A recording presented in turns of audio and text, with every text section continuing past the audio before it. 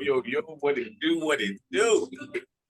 Everybody, I am here today with Mr. Dave Albin, and he is a firewalker, ladies and gentlemen. It's the first time I've ever had a firewalker on the show. So Mr. Dave is going to give us some insight about the things that he knew. And at the end of this, stay tuned because we got something good benefit for you. So check it out. Mr. Dave, welcome to YTP Entertainment. I greatly appreciate you being here. Thank you so much for being on the show today. Please enlighten us about your career as a firewalker. This is awesome. Well, thanks, bro. Thanks for having me. I appreciate it. Seriously, it's always an honor to come on and, talk to your audience, and hopefully I'll have some words of wisdom here. So I always say, don't screw this up, Dave. Wow. Where do you start? How in the heck how do you come down a road of firewalking, right? I mean, what does that even mean? What are you doing? What's wrong with you? Why would you even consider such a thing? Well, if I back up to the beginning of the whole thing. So when I was born in Hollywood, and a couple of months before I was born, my biological father, who had been a pilot in Korea, something happened to him. I don't know. We don't know. All we know is they put a plate in his head to save his life, and he complained about the pain all the time. And so he told my mom, he used to tell my mom, I don't know how much longer I can take this. This is excruciating. Mm-hmm. And one day, 2 months before I was born, he told my mom he was going to the grocery store, and we never saw or heard from him again. So we don't know. I mean, at this point, I don't know what happened. All I know is that I was born to a single mom.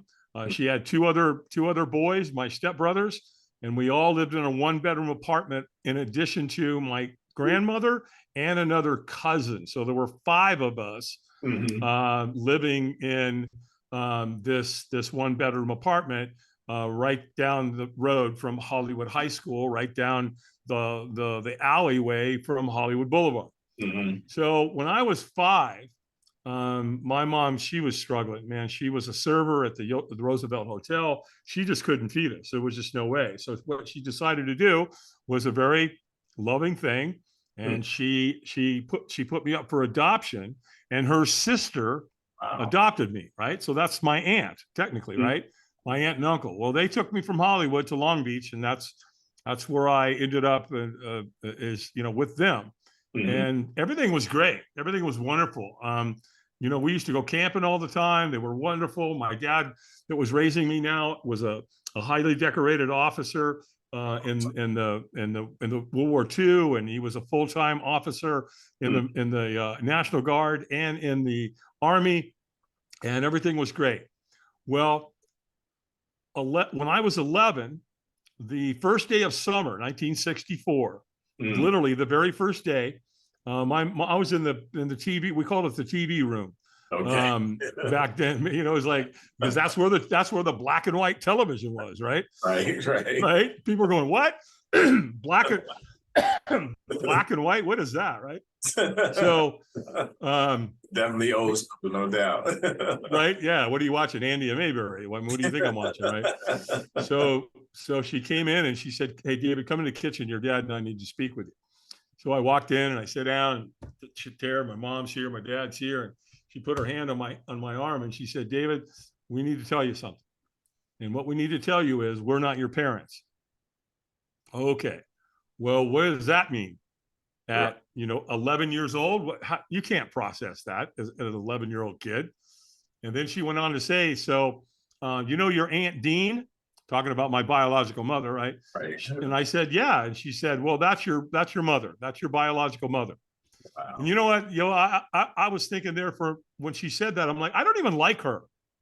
And the reason that I didn't is because she was always touching me. Now, not inappropriately, but she always wanted to sit by me and hug me and kiss me and hold me. And well, duh, I was her son.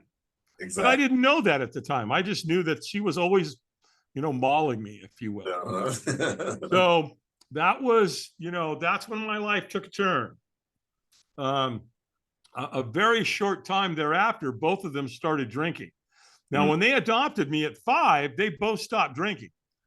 I'm guessing they knew they had problems back then. So, there was a lot going on in the world right then. My dad was working in the Pentagon. We had the Bay of Pigs. The Cuban Missile Crisis was going on. Khrushchev had put all those missiles in Cuba and were threatening, Armageddon against the United States. President John F. Kennedy had just been assassinated. Yeah.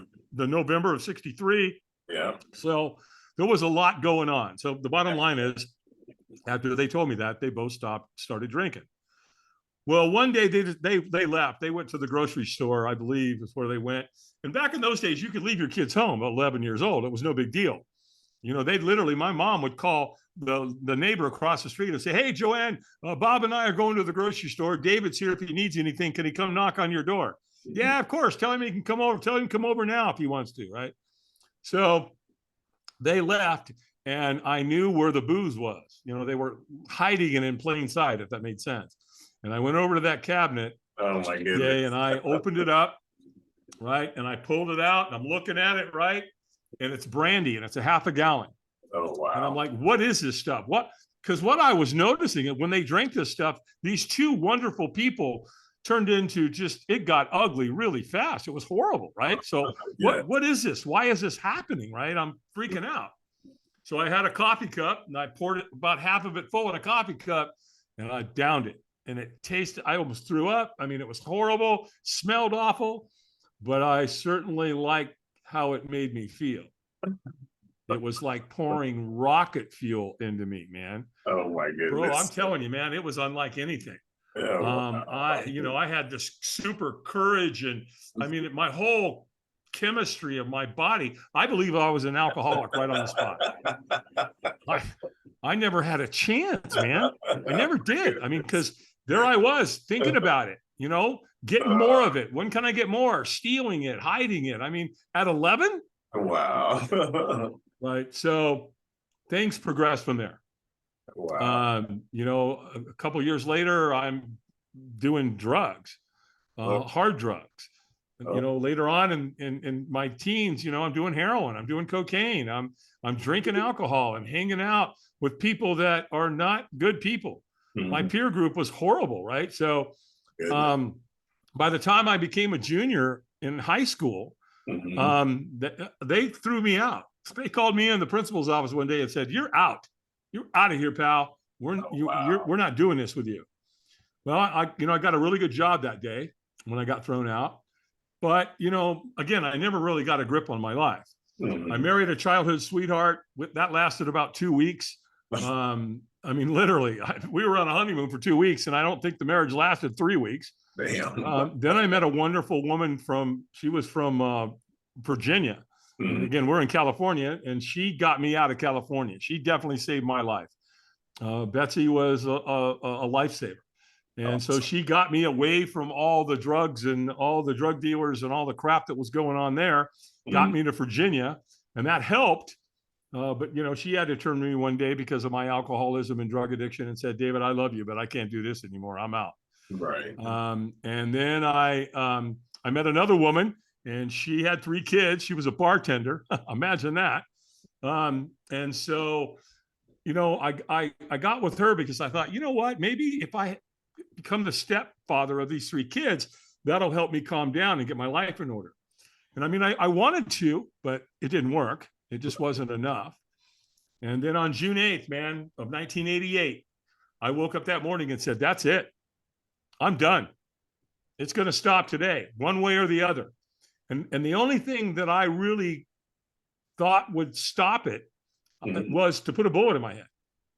I mean, and I want to be very clear, please don't do that. Find another way. I did. But I'm just saying, in that moment, I'm like, you know what? Because if I wasn't worried about heaven or hell, I was in so much physical and emotional pain, spiritual pain, that I just wanted it to stop. And so I don't care. Because I'm like, boom, I know when I pull that trigger, it's not going to hurt. And when I kill myself, I'm going to kill those 3 kids upstairs too. Because I was living in the basement. They were living upstairs. And I went, you know what? You can't do that, man. They don't deserve that. That's wrong. You've got to figure out another way.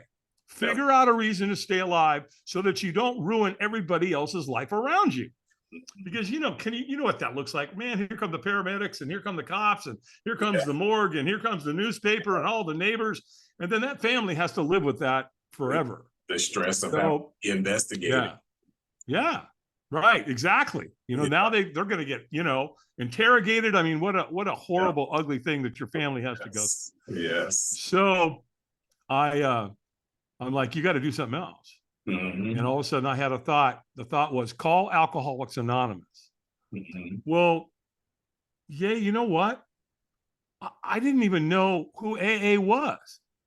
Oh, wow. I didn't know. I had no references, is what I'm saying. I didn't know anybody that was in AA. I'd never been to an AA meeting. I had nothing. I have no idea how did Alcoholics Anonymous end up in my head? I don't know. Wow. But I called them, and I got this wonderful lady on the phone. And I affectionately nicknamed her Madge. And the reason I did is because she talked like this, right? She was smoking 2 packs of Pall Mall non-filters a day. Oh my goodness. Oh, bro, she was kicking my butt, man. She was in my face because she's the gatekeeper. She's the one who's going to make a decision whether they're going to send somebody to come pick me up. So you had to convince her that you were serious. Well, apparently I did a pretty good job because she sent a man by the name of Lauren to come pick me up. Okay. And Lauren stayed with me that entire day. He took me to a 12:30, a 4:30, a 6:30, and an 8:30 meeting. 4 meetings one first day. And they gave me a big book of Alcoholics Anonymous, and it was an all men's group. So what they did is they all signed it. At the top of the book, in the inside cover, they said, before you take that first drink, call one of us. And then they put their name and their phone number. It was like 10 of them. And so there it was, man. Here's all these guys knew I was sick. They knew that I was in a lot of trouble.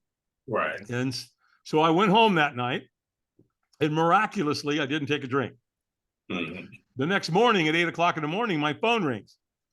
It's John from AA. Well, we exchanged numbers, and he lived right around the corner from me. So he calls me at 8 o'clock in the morning. And he's one of these really enthusiastic AA kind of guys, man.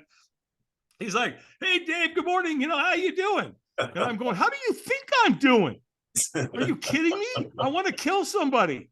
Oh my and I might start with you. Right? And he's like, yeah, I hear you, man. He says, hey, look, you live right around the corner from me. Let me come get you. Let's go get some breakfast, and let's go to a meeting together. And that's how it started, man. Wow. These men, these perfect strangers, didn't know anything about me. And yet they were willing to do whatever it takes to help another alcoholic achieve sobriety. And that's how AA works. It's the beauty of AA. It's that we just do it, man. We're the ones. We're the ones that's got the credibility, right? It's one drunk saving another drunk is really what it comes down to be. Well, one day turned into 2 days turned into a week turned into a month, and then they gave me a little medallion, right, that said 30 days. Well, then I got one at 2 months, 3 months, 6 months, 9 months, and 1 year. Okay. Well, while this was going on, while I was, in AA, got a sponsor, working the steps, beautiful program, I had insomnia. And I was up late one night, 3 o'clock in the morning, can't sleep. My sleep patterns are all over the place. Yes. And there he is, the man himself, Mr. Enthusiasm, Mr. Motivation himself. Gunther Ranker presents Tony Robbins, right? Oh my gosh. I was like, I can't stand this guy. Watching the infomercial, but he got me. And he said a couple of things that not only caught my interest, kept my interest. Right. One was, he said, we'll do more to avoid pain than we will to gain pleasure. And I remember thinking, whoa, that's pretty profound, because that's why I drank. Yeah. I was drinking to either try to avoid pain or try to gain pleasure. And of course, I got to a point where it wouldn't do either one. And then here's what got me. He said, the way we make decisions in life, the way human beings make decisions, is that we're motivated out of inspiration or desperation. And I remember thinking, oh man, does he know me? Is he talking to me? I mean, because I was pretty desperate, right?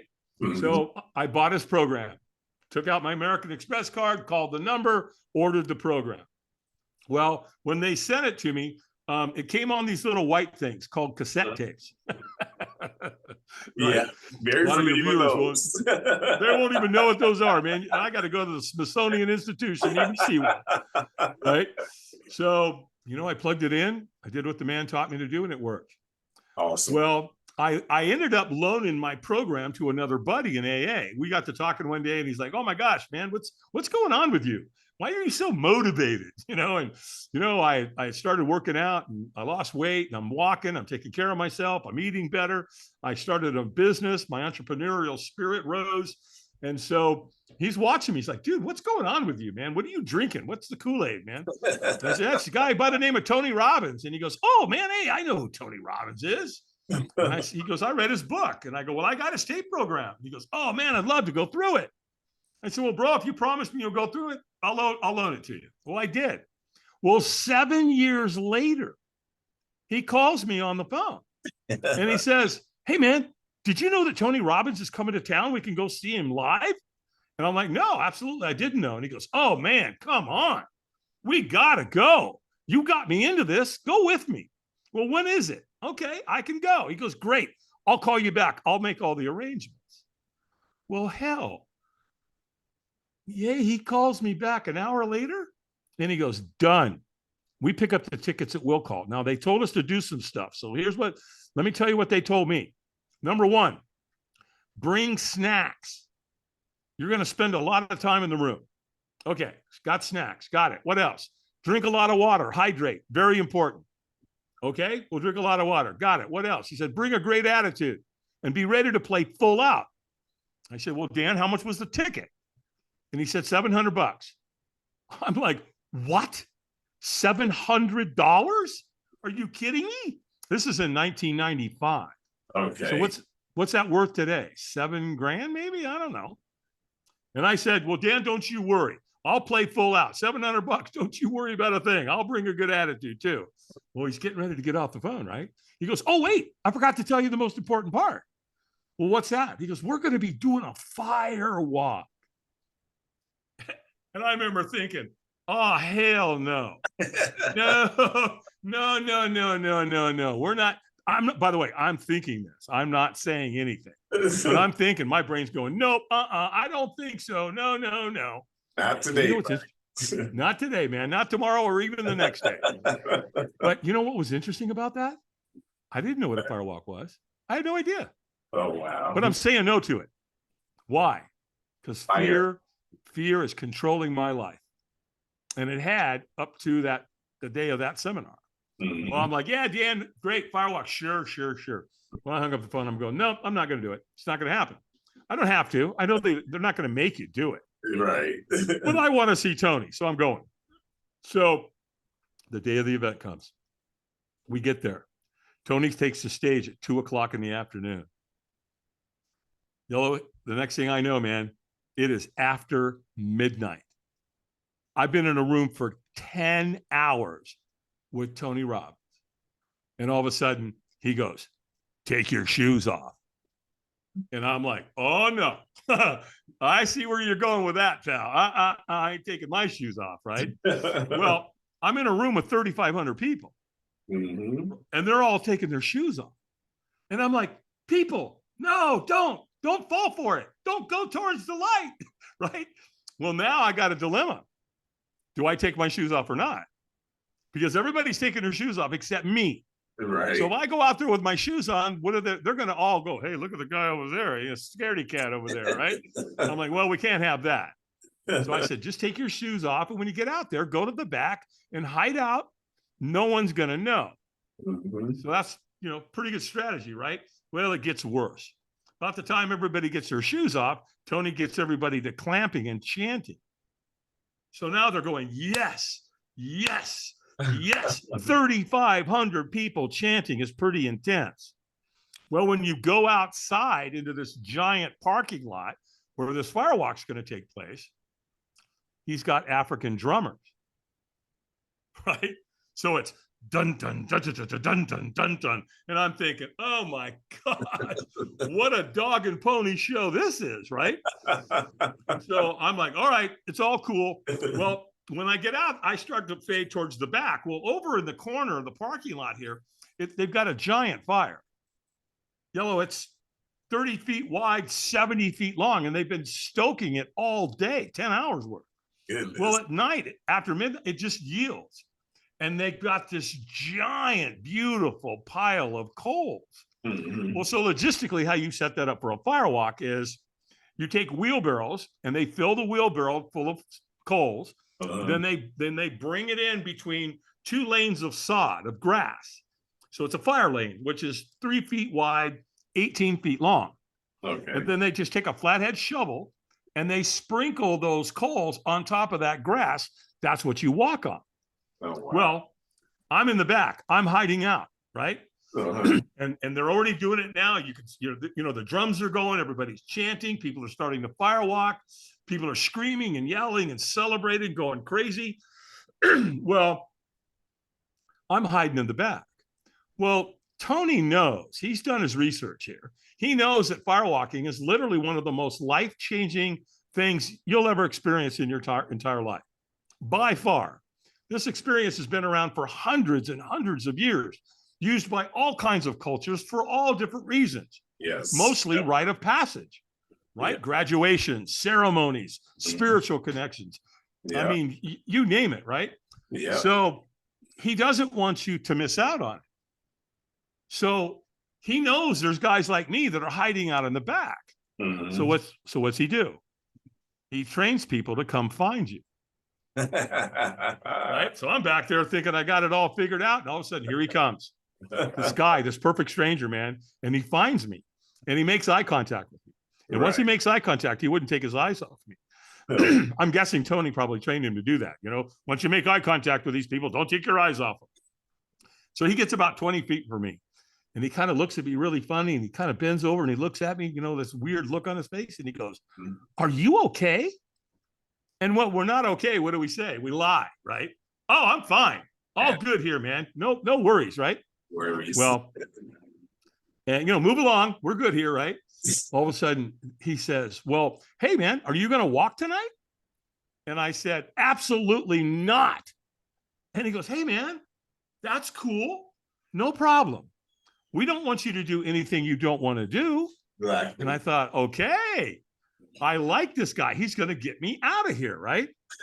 Well, so the next thing you know, guess what? This stranger, I don't know to this day.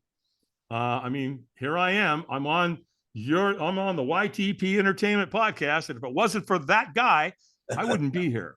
Because here's the question he asked me. "Wouldn't you at least like to watch?" And I remember thinking, yeah, I would.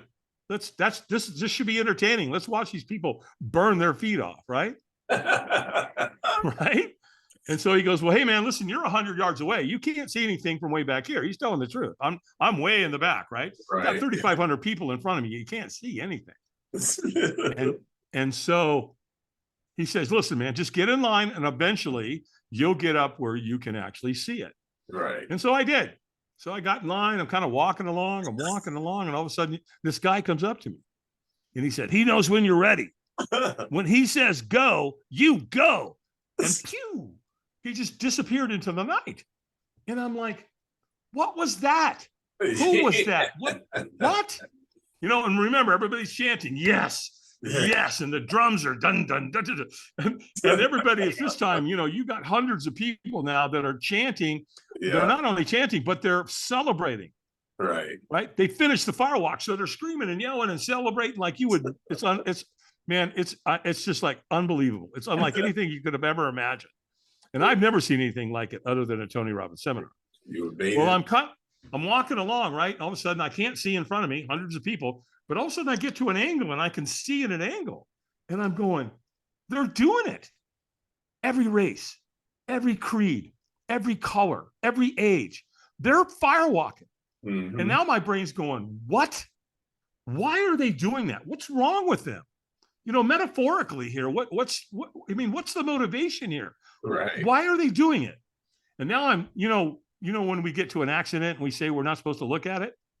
Well, that's kind of what's going on here. I can't take my eyes off it, right? I'm just mesmerized. I'm in a trance and I'm staring at it, right? And all of a sudden I'm walking along and walking along and walking along and boom, guess where I am? Walking. I'm at the front of the line. And all of a sudden I'm looking down, bro, and those coals are glowing bright red on that fire lane, and the wheelbarrows there, you can feel the heat coming off. And I mean, I am staring into the abyss. My heart is ready to jump out of my chest. I am scared to death. Oh my goodness. And the trainer's standing there, right? And all of a sudden he goes, eyes up. Well, I bring my eyes up, right? Well, when you're in a room with Tony for 10 hours, guess what he teaches you to do? Eyes up. Keep your eyes up, right? Don't stare at what you fear. Yeah. Right? Great metaphor for life. Don't stare at what you fear. Look to the celebration end. Look to the other end. Yeah. Now my eyes are up. All of a sudden he goes, squeeze your fist and say yes. And I said, yes. And he went, stronger. And I went, yes. And he could tell I wasn't in a peak state. I was leaving a lot on the table and he knew it. So he screamed at me. And he just screamed like, stronger. Well, now I threw my hands in the air and I screamed as loud as I could, yes. And he goes, go, go, go. Boom. I took off. You've been doing it ever since, huh? Well, here's the first thing I learned about firewalking. When you take the first step, you'll take the second, third, fourth, and fifth. I promise you will not stop on that fire lane and just stop and get there. Well, that was it, man. I'm standing now. They put two guys down there that lock arms and they stop you and they're like, stop, wipe your feet and celebrate. And I'm wiping my feet and all of a sudden I'm celebrating and all of a sudden I go, oh my gosh, I've burnt myself really, really bad. Oh, wow. And I look at my foot, to see how bad it's burnt. Mm-hmm. And it's dirty, but there's no burns. Oh, wow. My brain's playing tricks on me. Oh, it's your other foot. I look at it. It's dirty. There's no burns. Oh, wow. And now I'm looking back and the coals are bright red. They're 1,000 degrees. I just walked on fire. Coals are 1,000 degrees. I was successful and I don't know how I did it. Oh. Right? Doesn't make any sense. You know what I mean? You ever done something, it's like really cool and you did it, but you don't know how you did it? Yeah. But you're like, that's right. That's this guy right here, man. We did it, right? Yes, indeed. Well, so now you're standing with 3,000 people that just shared something spectacular. Mm-hmm. And so your frequency comes up, right? Because your self-worth, your self-confidence, your self-belief just went boop up to here. Well, here's where it gets interesting. That, by the way, that was day one of a 4-day event. So now we're coming into day 2. Mm-hmm. That morning, we're all standing in the foyer getting ready to go into the venue. And I don't even know how to say this, man. I have never experienced anything like that in my life that next morning. I'm watching everybody and they're laughing, they're crying. We're all strangers. We don't know anybody. Exactly. We're hugging. We're talking about the night before. We're talking about the firewalking. We're talking about how extraordinary it was. It was one of the most beautiful and gorgeous experiences I've ever had in my life. Mm-hmm. And that's what got me. I'm in because I'm asking myself, so did the firewalk do this? Is that what connected all these people at this beautiful level? And the answer is, yeah, sure was. Awesome. Been doing it for hundreds of years with cultures all over the world. Why can't it do it for a bunch of Westerners at a Tony Robbins seminar, right? And so it was spectacular. Well, later in the event, I met one of Tony's trainers, a guy by the name of Ted Macy, great guy. Him and his wife, Mary, both trainers. And I'm just talking to the guy, super nice guy, sweet dude. And I'm like, dude, man, this must be really beautiful to come back in this environment and to be around this kind of positivity and this energy. He goes, oh, yeah, it's spectacular. And he goes, and by the way, you see all those people over there with the black shirts with the pink writing on it? I'm like, yeah. And he goes, those are all volunteers. They're people just like you that come to an event who want to come back and be in the environment. Right. He said, so when you get home, if you think you want to do that, just call Robbins Research, ask them for a volunteer application, a crew application. They'll send it to you. And if you're lucky, maybe you'll get chosen. Well, I did it. 6-7 weeks later, I get a letter in the mail. Dave Albin, congratulations. You've been selected a crew with the Anthony Robbins Companies in Fort Lauderdale, Florida. Well, there I am. I'm in the door with Tony Robbins. Now, when you fill out the application, they ask you a lot of questions, like 5-page app, right? Mm-hmm. And I had a security background and I had a military background. Okay. So they said, wow, he's a shoo-in to help take care of Tony's celebrities. Mm-hmm. So we'll put him in that position. And then because I lived on a farm and I knew how to use some tools and a log splitter and run some equipment, they said, well, let's put him outside with the fire team, which is exactly what I wanted. And there I was, man. It was like 1995, 1996. Mm-hmm. By the time in 1996, they offered me a subcontractor's position. As a volunteer, you have to pay your way, right? You have to pay your airfare, you have to pay your hotel, you have to pay for your food. You pay for all of that. The benefit is you get to be in the environment. Mm-hmm. Well, when they offered me the position as a subcontractor, they paid for all that. Wow. So that was 95, 96. Well, in 2003, Tony got a hold of me and he offered me the captain's position, which meant that I would take over all of the firewalks globally. And Tony even paid to have my family go on the road with us. And that was in 2003. Wow. And things just got crazy from there. Did you take your family? I did. Yeah. Matter of fact, our first event, I got to take my kids and my wife and their mom to Sydney, Australia. And then in 2005, we set a world record. We firewalked in London out at the Docklands at the Excel Center. We firewalked 12,300 people. Now, I say a world record. I want to be full disclosure here. Guinness Book of Records was not there. But when I say world record, it's a world record. To my knowledge, there's never been a firewalk anywhere close to that size other than maybe another Tony Robbins seminar that was 10,000 or 9,000 or 8,000. That man's very popular. Yeah. So that was 2005. And then in 2014 is when Google reached out to me. And they're like, are you the Dave Albin does the firewalks for Tony Robbins? Yeah. What can I do for you? Well, if you're not under any contractual obligation or non-compete, we'd like to talk to you about hiring you. And so we got to talking about it. And I'm like, yeah, I'm a free agent. I can do whatever I want. Yes. And they looked at the dates. They told me what was going on. I eventually told them, I said, well, they wanted to do it in the middle of the day because it was a graduation for 148 executives. I said, I can't do it. We don't do firewalks in the middle of the day. Too dangerous. Can't see the coals. I need to be able to see how red they are at night. It's a safety issue. Can't do it. However, what we could do is we could do a glass walk. And they go, what? I'll teach your people how to walk on broken glass. And they go, oh, okay. Tell us about that. And so that's what we ended up doing. We did the first glass walk. And that's when the light bulb went off, man. That's when I learned from Google that there's a huge marketplace for corporate America for extraordinary corporate team building experiences, life-changing stuff, paradigm shift, groups together that change and move as a unit. Yes. And so Firewalk Productions was born in 2014. And the next thing I know, I'm at NASA, Notre Dame, Virginia Tech, Remax, Chick-fil-A, Microsoft, Heineken. Heck, the next thing I know, I'm on the YTP Entertainment podcast. Right? Yes. You just don't know. So that was kind of a long answer to, how'd you get started with all that firewalk? Hey, it's all good though. It's been a blast, brother.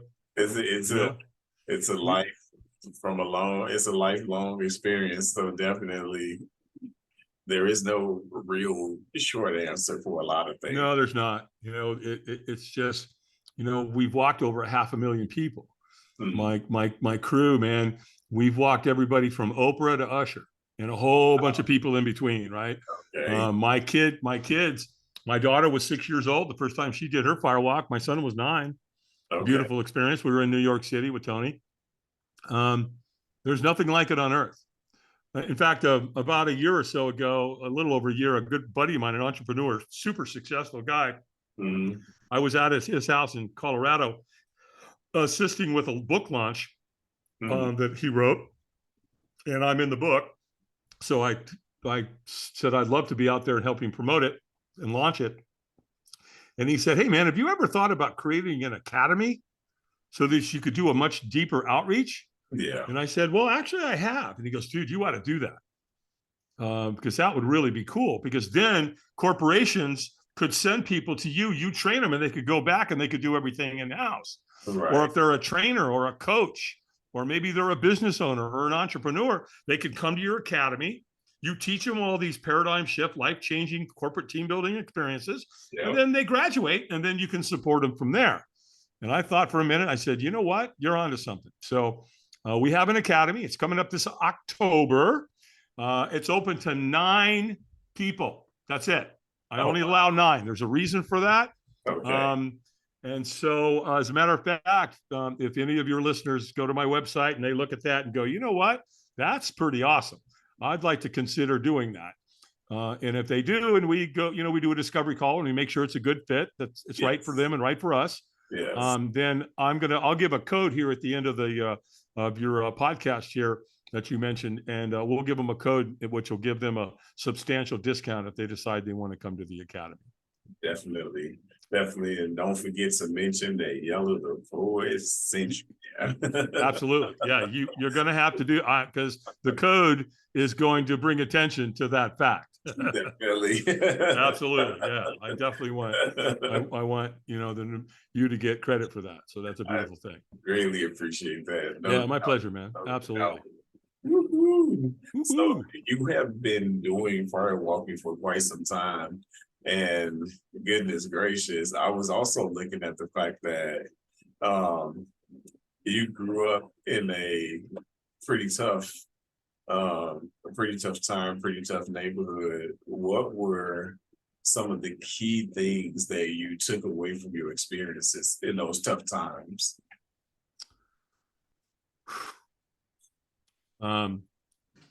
This too shall pass. Things are bad, things are ugly, things aren't going your way, things are looking down, things are looking bleak. Just don't give up. Mm-hmm. This too shall pass. Things going really good. Yeah. Everything's great, right? Think you got the world by the you know what? This too shall pass, right? Yeah. I think one of the couple of beautiful things in life for me was, AA helped teach me that if you help enough people get what they want in life, you'll always get what you want. It's a universal code. Yeah. And so that's a beautiful thing, right? Because in AA it says, when anyone anywhere reaches out, I want the hand of AA to be there, yes. And for that I'm responsible. What a beautiful thing. Yeah. As I said, it's AA's design that we give these people help based on, our willingness, because we know, right? Yes. When somebody comes in and they're hurting really bad, we look at them in the eyes and go, look, man, I get it. I know how you feel. Yes. I know what it's like to stare down the barrel of a 9mm. I get it. Yes. So, and so there's that certain congruency. Mm-hmm. And then they can also see you living a life that's happy, joyous, and free. And guess what? They want that. Yes. So again, so that's why AA works so beautifully. Yes. Personal development industry is kind of similar in that you're helping other people get to where they want in life, leadership, that kind of thing, right? Yes, indeed. So yes, indeed. Yeah, man, it's a beautiful thing.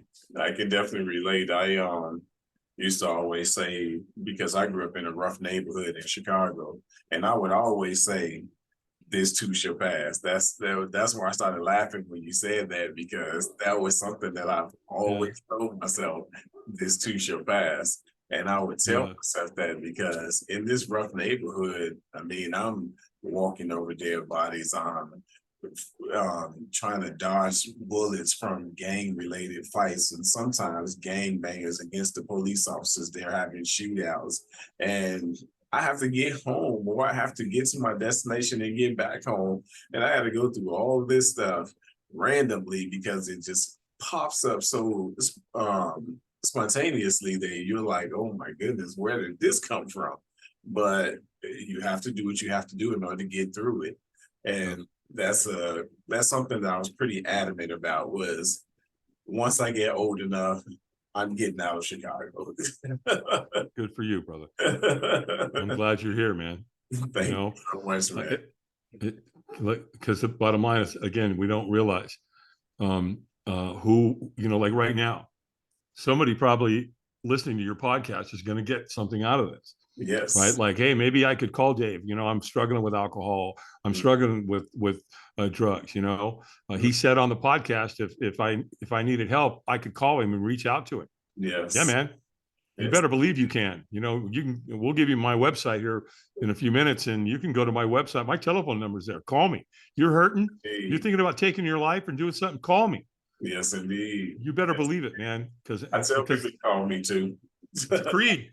You know what I mean? That's a creed. That's I took an oath to help other alcoholics achieve sobriety, and that goes for any of you that's watching and listening. Yep. I believe that the two most important times in someone's life,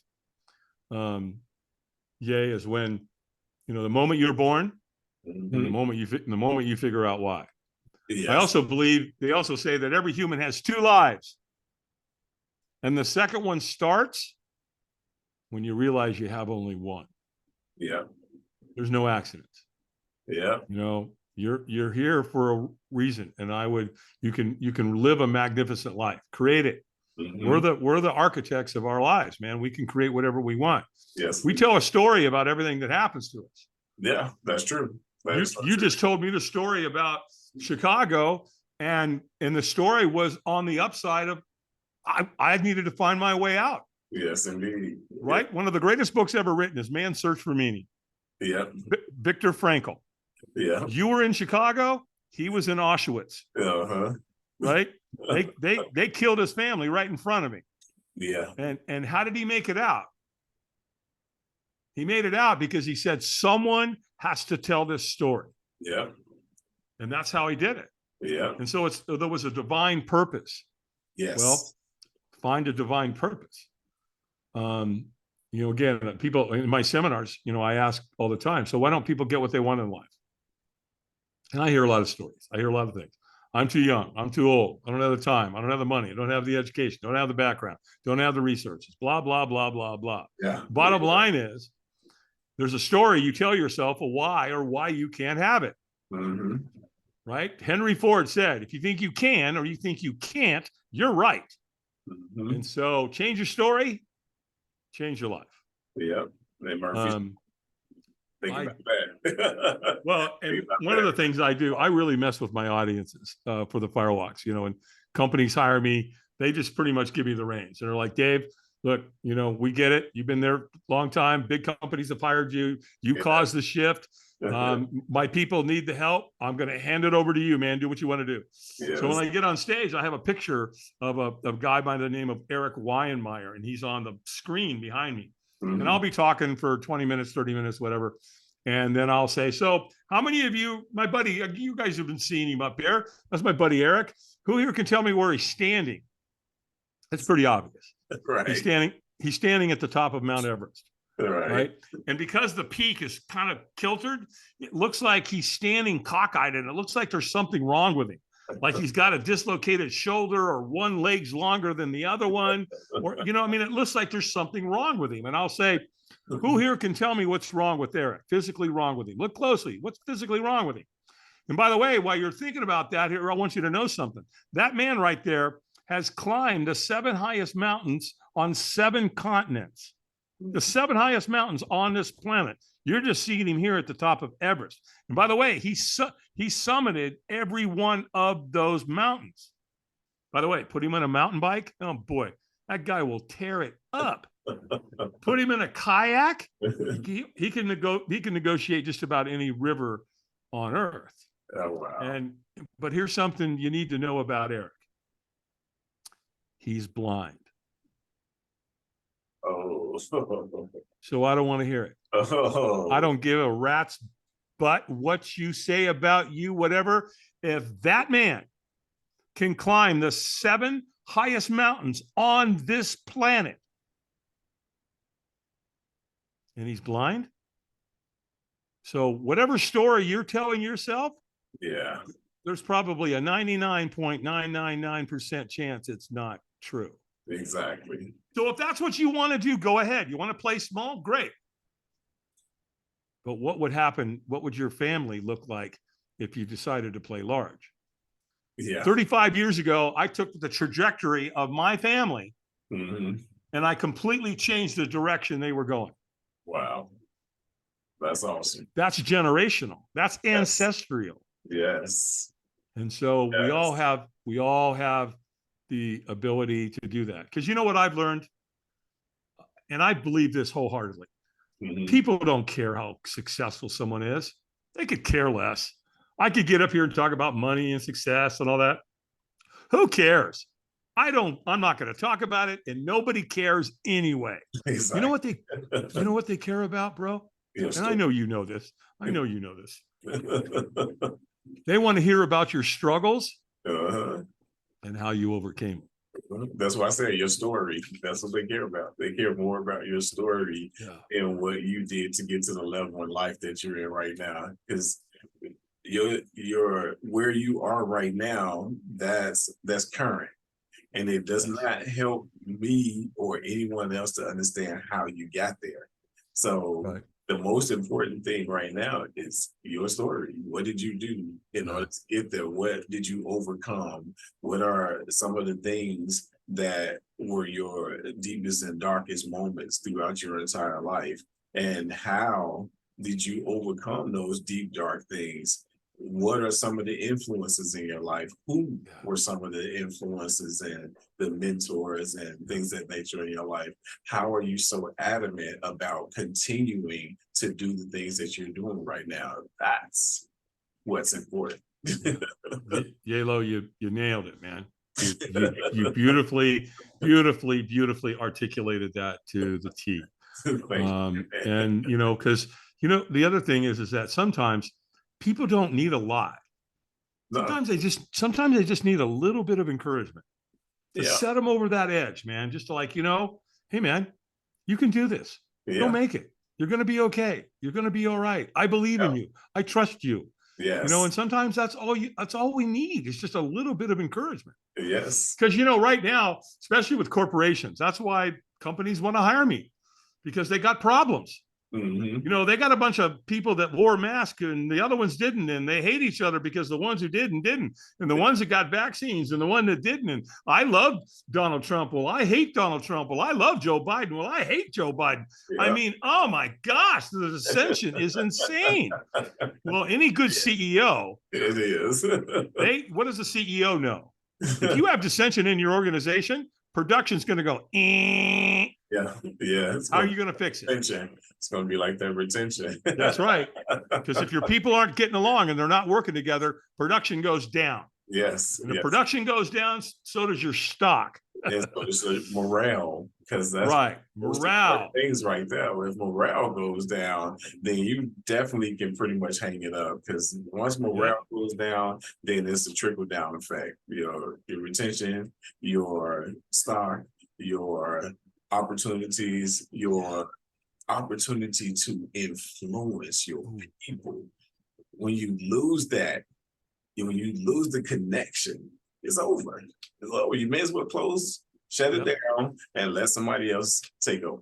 Yeah, and that's the beauty, because when they come to me, they're like, Dave, can you fix it? I'm like, well, I can't, but the fire can. Exactly. Because it does. Again, if you look at firewalking, man, the Tahitians, the people of India, the Polynesians, the Hawaiians, the Native American Indians, the Indo-Europeans, get this, they used to firewalk before their warriors would go into battle. They did a firewalk the night before. Yeah, it's a ritual. And it brought the tribe together, brought the warriors together. They would do a ceremonial dance and their war paints and their firewalks. And if you didn't firewalk, you weren't allowed to go to battle, which would dishonor your family. Yeah. So it's a beautiful experience. Out of everything I've ever done and seen in my entire life, I've never seen anything like it. It's a beautiful experience. And so if there is somebody out there and they want to change their life, I want to get a chance to see it up close. I've never gotten a chance to see it up close. Well, definitely. We can certainly talk after the show. I could make some things happen. I do some private firewalks here at my cabin. I live up here in the northwestern part of the state of North Carolina in the Appalachian Mountains. Mm-hmm. And so I have people come up here from time to time, and they stay for the weekend, and I kind of take them through some processes. Awesome. Awesome. And when they go back down the mountain, they're a different human being. That's for darn sure. So, hey, that's a beautiful thing, man. yeah, man. Beautiful thing. Yes, So sir. tell me, how did you end up setting a record in London? That is amazing, because that's one place I've always wanted to visit. Yeah. Well, it was just it was the perfect storm, really. When that event came around in 2005, we had a lot of momentum back then, and we were at a venue, number one, that could handle it. Okay. We're out in the Docklands in London. That's where a lot of the bombing was during World War II. Oh, well, wow. They built this. It's called the Excel Center, and it's huge. If you walk in the front door and you walk all the way out through the venue, all the way down through the middle of it, it's close to a mile. Okay. So it's huge, right? Yes. So, we had the capacity.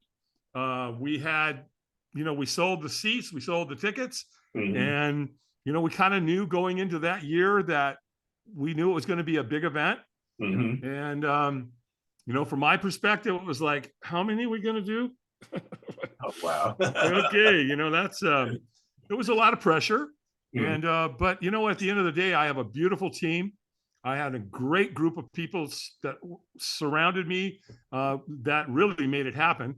I was just the kind of guy that was just going, okay, that needs to go over there. And then we do that over there. And then let's do that. Let's get that done. And so I was just kind of like, it was like a lot of musicians in an orchestra, right?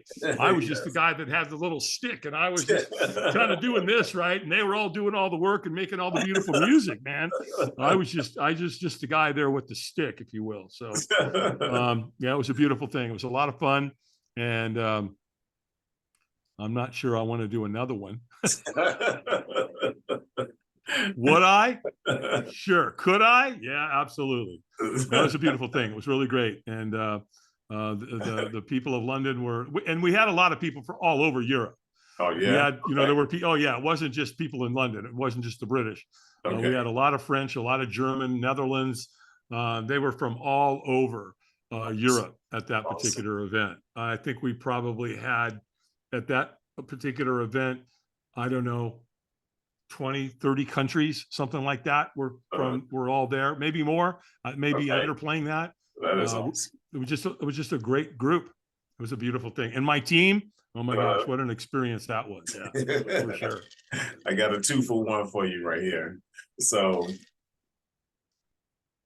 how far in advance do you have to book for an event like this? And approximately how many people do you have to have for your team? Wow, two really great questions. What I tell my clients is that if you can give me at least 90 days minimum, then that gives me logistically enough time to get everything. Because a lot of times I've got to talk to fire marshals, venues. We have to talk to all the different management of hotels and things of that nature, depending on the size. So typically, let's say I'm going to do 100 people. I need myself and 4 others. Okay, that's not bad. No, not bad at all. Not bad. That's not bad. I typically won't leave my house for anything less than 100 people. Gotcha. Gotcha. It's I could retire if I wanted to. I don't want to. This is way too much fun. This is, you know what I mean? I mean, look at what they're like. This is a job. No, it's not really a job. No, it's so again, I typically, nothing less than 100. Now we have people that bring, well, I've only got 67. Okay. Well, I'm still going to charge you for 100 because at the end of the day, I still need about the same amount of time. I need the same amount of people. And so it's not going to change anything. Exactly. And I typically don't negotiate at all. I just don't. Look, I give my clients a fair price. If you want to hire me, we'd love to do it for you. If you want a dicker, then I'm not your guy. Exactly. I'm not doing it. It took me 30 years. It took me 3 decades to get to where I am with my experience. So that's what you're paying for. Yes. You're paying for, one of the most spectacular experiences your family or your company or your teammates are ever going to experience. So I looked that's at some of your events on your website. I thought that was pretty cool. I did. I yeah, looked at some of it on your website as yeah. I went through there because I was curious. I'm like, okay, let me see if I can see anything, see what's going on, and it's pretty cool, man. Yeah. I'm not sure if I'm the person to do something like that, but I like what I see. I think it's pretty cool. Well, here's what I would tell you, man. It's going to be one of the most empowering things you've ever done. Okay. Because here's the bottom line. Let me talk to you like a Navy SEAL commander. What doesn't challenge you does not change you. True. And the fears you don't overcome become your limits. Yes. So you have to decide what fear means to you. Nothing. Does it mean forget everything and run? Or does it mean face everything and rise? Yes. In AA, we call it false images appearing real. Hey, I like that. So, because most people don't get what they want in life, not only based on the story, but fear governs them. You know, fear's there to be, fear's there to guide you. Yeah, it is. Just don't let it become your jailer. Exactly. And that's the key. You control it. Don't let it control you. Because typically fear is exhilaration without the breath. Yes. Because when we're fearful, we hold our breath. Yeah. Right? Think about it, right? You're in a movie theater or something, and something happens, you go, breathe. Just breathe. I typically, when I've got people at my seminars, when they're firewalking, a lot of times if they're real fearful, I'll just have them take 3 breaths. I have them fill their lungs with oxygen and get them, and then, keep your eyes up. Yeah. Close your eyes, take a nice 3 breaths, relax. Exactly. Trust the process. Exactly. What's the worst thing that can happen? Burn your feet off and die? No. It's not going to happen. No. I was at a meeting one time. This big corporation was hiring me, and their attorney said, "So what happens? How many of our people are going to get burnt?" And I said, "Well, that's a fair question, but let me ask you something. To give it accuracy, how many of you here have ever been with your family to the beach, to a lake, or to a pool and got sunburned?" Well, let me tell you something. That's 100 times more dangerous than any firewalk you're ever going to do with me. Oh, wow. And by the way, how many of you took your family back a second time and did it again? Right after, yeah. Right? So that's true. It sounds dangerous. Yay, but it's not. It's just not. Again, there's 3 ways to do things when it comes to firewalking. There's safe, safer, and safest. Yeah. I walked 500,000 people, over 500,000 people. Awesome. No one's ever been to the hospital. No one's ever sued me. Knock on wood, right? Hey, yes. So Indeed. why? Because again, we know my job is to create one of the top experiences in my participants' life. That's my focus. And I've got laser focus when it comes to that. Yes, indeed. So, yes, indeed. So there again, I'm there to create the paradigm shift so people can change their lives and live at a higher level, live above the line. Definitely.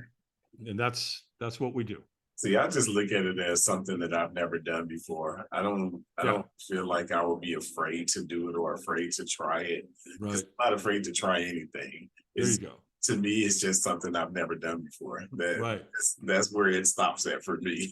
Well, obviously being on your amazing podcast, I would love to be the guy that, facilitates that for you someday. So, you ever want to go down that road, with your family or whatever, your company or whatever, you let me know and we'll make something happen. Best believe I'm definitely interested. You definitely piqued my curiosity, and you would definitely be the man. Fair enough, man. Fair enough, bro. Absolutely. No doubt about that. So, how about we give my viewers a speech of motivation and encouragement, and then tell us where we can reach you. Well, number one, what I would say is choose your friends and choose wisely. Pick your friends and do a good job of it, because you're going to become who you spend time with. Love your family, choose your friends. Here's I'll teach something that I was taught years ago. Take your 5 closest friends, average out how much they make per year, and you're within 10% of that. Very, very, very interesting. Yeah. And just decide. Get clear about what you want. Create rituals. Like one of the things I tell people to do is stop negotiating with yourself. Like if you say, okay, I'm going to start getting up at 6 o'clock in the morning, I'm going to start working out, then do it. Right. Don't go, oh, the alarm went off, and no bullshit. Stop. Don't do that. Yeah. Don't negotiate with yourself. Stay to your guns, man. Get up at 6, make your bed, take a cold shower. I take a warm shower every morning, but I also take a cold shower with it every morning, religiously. I eat good, I drink a lot of water in the morning. I read 10 pages in a good book. I just happened, a friend just gave me this book, How to Talk Like Ted. I just, I'm starting to read 10 pages in that. Take care of yourself. Yes. Take care, if you read 10 pages a day in a good book, that one thing will change your life immensely. Yes, indeed. That's all you got to do.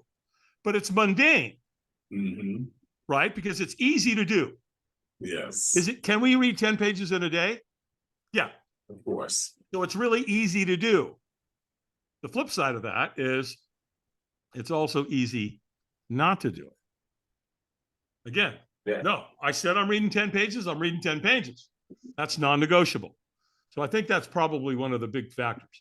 The other thing is, and the top one that I want to leave with your family here and in your audience is, it's patterns. Everything in life we do is a pattern. Yes. If people work out every day, that's a pattern. If people sit around on their butts all day, that's a pattern. So once you start to understand what a pattern is and how they work, you can learn to interrupt them, and you can learn to replace them. Yeah. So patterns are really, really critical in the world of personal development and understanding how you do what you do and why you do it or why you don't do it. Yes. It all comes down to patterns. Yes, indeed. And if you're not doing what you want to be doing and not getting the results, and you're running a pattern, you're going to have to interrupt it and do something to shake up that pattern. Yes, indeed.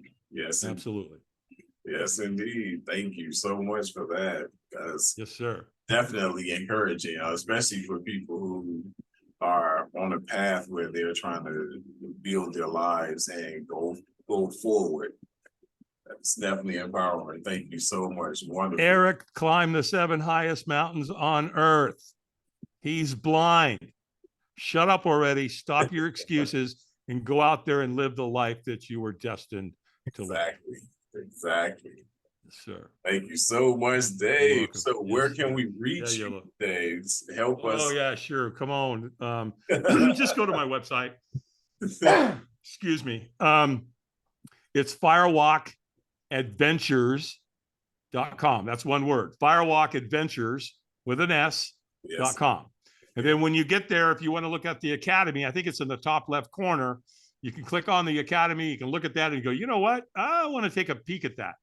And then the code that I need to authorize and give you for that is, you'll give me code 6828. And when you give me that code, if we're talking about you actually coming to the academy, we'll give you a really nice discount for getting that off the YTP Entertainment podcast today. So remember that code, everybody, 6828. There it is. Be too hard to remember. Nope. Definitely. Thank you so much, Dave. This has been awesome, my friend. Thanks, man. Definitely. Let's do it again. Wonderful story. Well, thanks, man. Let's do it again sometime. We got to, man. Don't be a stranger. No, I'm here, man. If you want to do it again, you let me know. I'll do it. Most No doubt about it. definitely. Thank you so much, Dave. You're welcome, bro. This has been awesome. Peace and blessings, my friend, and you have a wonderful rest of your 4th of July. Thanks, bro. Yes. Bye, man. I'm